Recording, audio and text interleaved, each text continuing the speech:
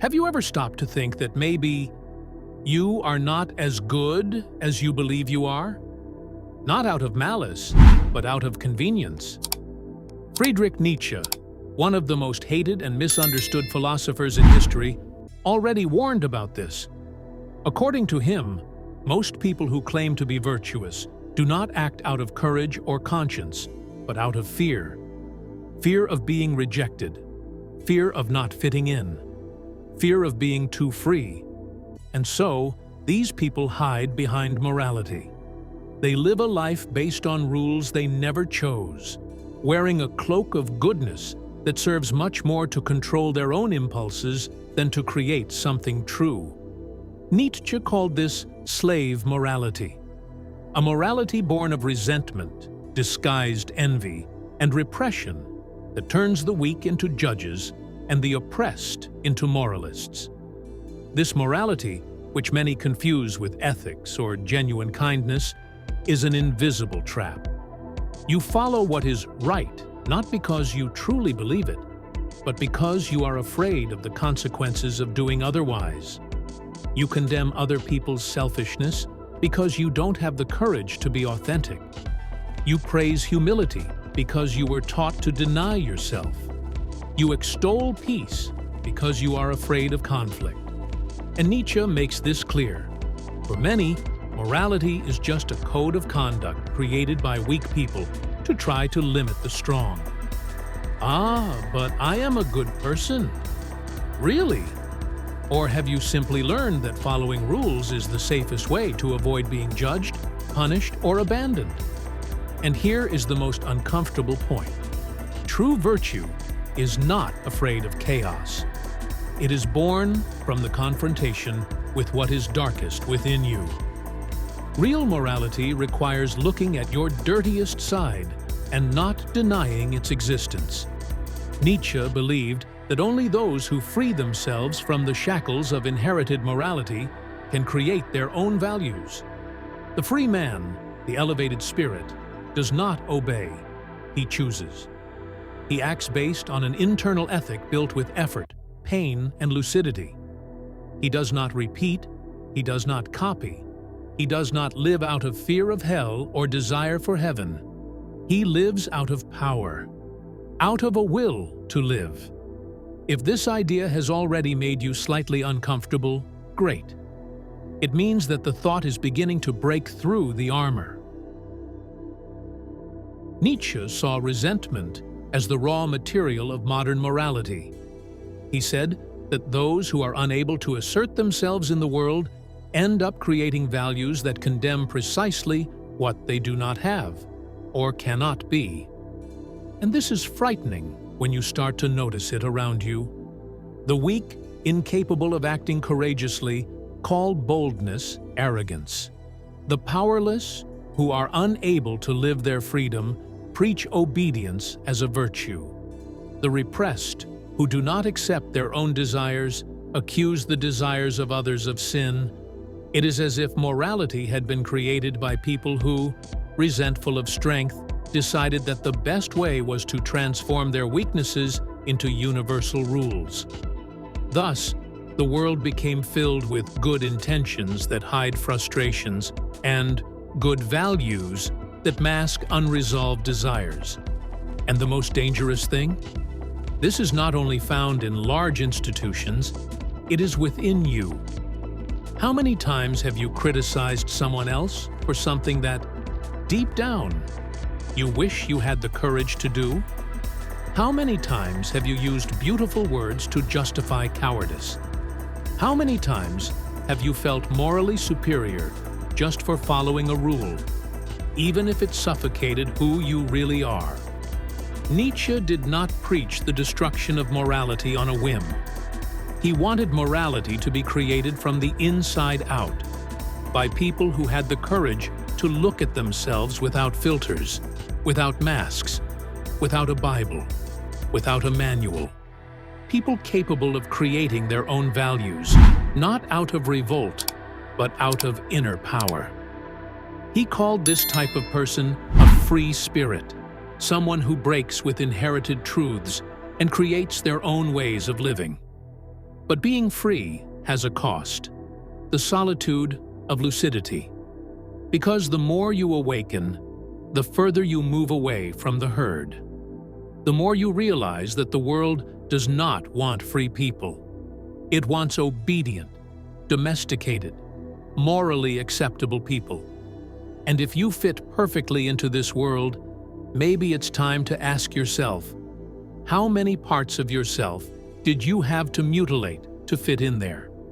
In the next section, we'll explore how this disguised morality is present on social media, in romantic relationships, in the workplace, and why so many nice people are actually deeply toxic.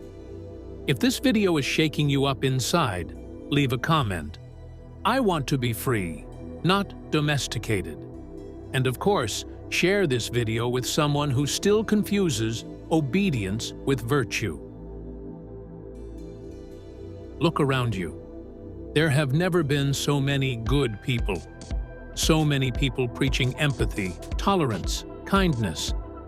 But just look closer, and you start to realize that behind the welcoming speech, there is a silent war for approval, status, and control. Social networks are one of the biggest stages for the morality of the weak that Nietzsche denounced. People who perform virtue as if they were in a theater. They defend causes they don't understand, repeat impactful phrases without living what they say, get indignant publicly just to seem good. And Nietzsche already said, the worst kind of lie is the one we tell ourselves, because it disguises itself as the truth. The modern moralist, the one who points the finger with phrases like, this is wrong, this is ugly, this is problematic, is often the same one who acts in the shadows, who sabotages behind the scenes, who feeds on the failure of others to feel a little better. This showcase morality infiltrates relationships. The partner who demands fidelity, but only because he is afraid of being left. The friend who says, I'm here for you, but can't stand your evolution. The boss who demands ethics but silently oppresses you.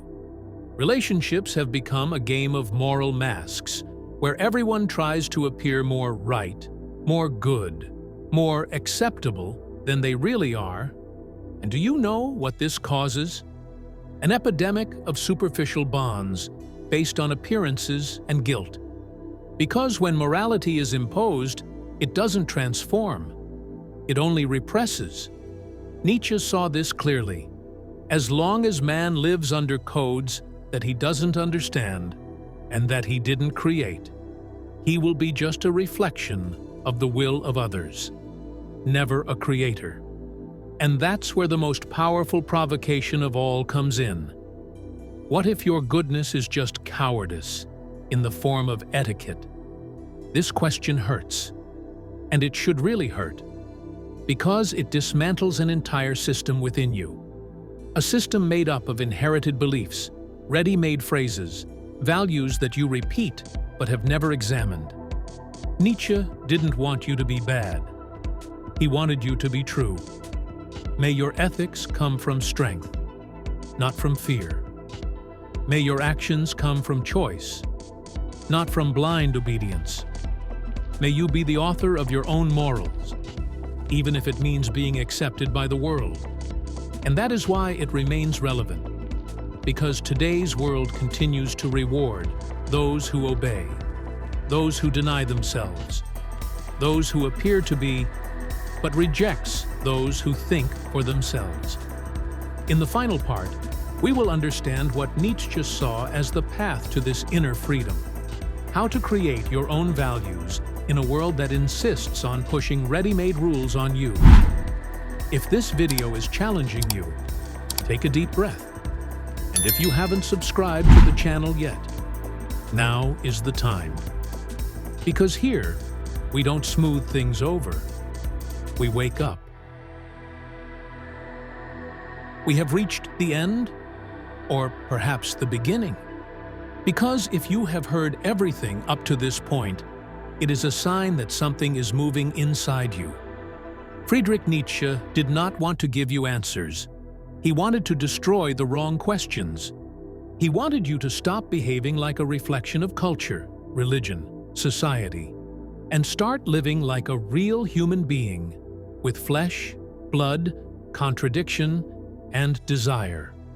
The illusion of ready-made, canned morality, delivered by tradition or custom, that is a gentle poison. It kills your essence without you realizing it. And the worst part, it makes you think you are doing everything right. But the truth is different. The truth, as Nietzsche said, is that only those who have the courage to face the chaos within themselves are virtuous, without hiding behind dogmas or inherited rules. There is no manual for living. There is no formula for being good. And maybe you shouldn't even try to be good. Try to be whole. Try to be sincere. Try to be who you are when no one is looking. And from this place of truth, you can begin to build a morality that is yours, not imposed, not memorized, not inherited. Life demands awareness, not submission. It demands courage, not comfort. Nietzsche is not an invitation to chaos. He is an invitation to authenticity, to look in the mirror and say, I exist, and that is enough. Even if your existence goes against what the world expects. If this message touched you in any way, share this video. There are many people living behind masks, thinking that this is security, but slowly dying inside. And if you are not yet part of the channel, subscribe now. Here, each video is a dirty mirror that we force you to clean. Not to show you a pretty face, but so that you can truly see who is inside. See you on the next dive. And remember, sometimes what you call morality is just the fear of being free.